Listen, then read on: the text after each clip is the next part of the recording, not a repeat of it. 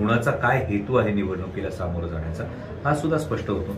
यामध्ये जे आपण उल्लेख केला त्याच्या जर विधान बघितलं तर त्यांना 2019चा बदला घ्यायचा आहे। महाराष्ट्रातून आधी शिवसेना पडून झाली, मग राष्ट्रवादी काँग्रेस पडून झालं आणि आता महाराष्ट्र नवनिर्माण सेनेला सुद्धा सोबत घेत आहेत। एकीकडे अब की बार 400 पार म्हणत असताना कुठेही त्यांना खात्री नाहीये की जेमतेम ते 200चा आकडा जेमतेम गाठू शकतील अशी वस्तुस्थिती आहे।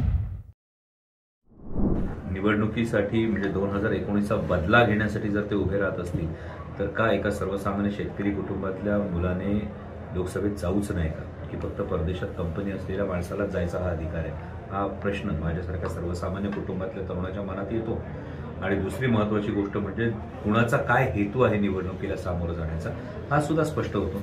यामध्ये जे आपण उल्लेख केला त्याच्या जर विधान बघितलं तर त्यांना 2019चा बदला घ्यायचा आहे। मला मात्र सर्वसामान्य शेतकऱ्यांचा, सर्वसामान्य कष्टकऱ्यांचा, महाराष्ट्रातल्या युवकांचा आणि महाराष्ट्राच्या स्वाभिमानाचा आवाज हा दिल्लीत घुमत राहावा यासाठी मी मायबाप जनतेकडे हे आशीर्वाद मागतोय आणि त्यासाठी मी या निवडणुकीकडे त्या दृष्टीनं बघतोय।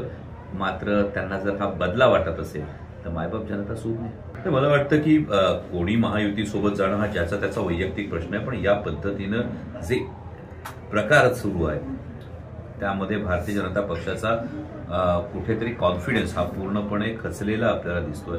एकीकडे अब की बार 400 पार म्हणत असताना कुठेही त्यांना खात्री नाहीये की जेमतेम ते 200चा आकडा जेमतेम गाठू शकतील अशी वस्तुस्थिती आहे आणि त्यामध्ये महाराष्ट्राची भूमिका ही फार महत्त्वाची राहणार आहे। त्यामुळं महाराष्ट्रातून आधी शिवसेना पडून झाली, मग राष्ट्रवादी काँग्रेस पडून झालं आणि आता महाराष्ट्र नवनिर्माण सेनेला सुद्धा सोबत घेत आहेत आणि तरी सुद्धा अजून परिस्थिती म्हणावी तशी भारतीय जनता पक्षाला फेवरेबल आपण म्हणतो तशी अजिबातच नाहीये।